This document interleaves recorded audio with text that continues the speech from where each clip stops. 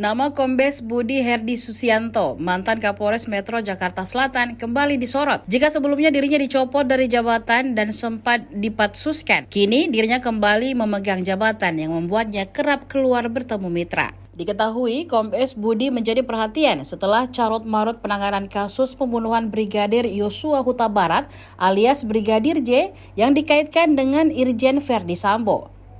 Kala itu Budi Herdi seakan dibuang ke pelayanan markas atau Yanma Polri gegara kasus Verdi Sambo. Yanma Polri merupakan unsur pelayanan yang bertugas penyelenggaraan fungsi pembinaan dan pelayanan umum.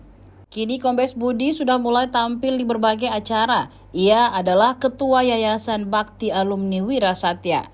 Ia pernah ikut dalam reuni dan halal bihalal alumni Akademi Kepolisian atau Akpol 1996. Wirasatya digelar di Komplek Akpol, Kota Semarang pada Sabtu 27 April 2024. Mantan Kapolrestabes Jakarta Selatan itu tersenyum saat menyerahkan tali asih satu set alat band ke Akademi Kepolisian. Tercatat yang hadir di acara reuni tersebut sebanyak 194 orang dari 275 orang bersama istri dan anak-anak, termasuk 34 anak WS yang saat ini tercatat masih menjalani pendidikan sebagai taruna Akpol. Download Tribun X sekarang, menghadirkan lokal menjadi Indonesia.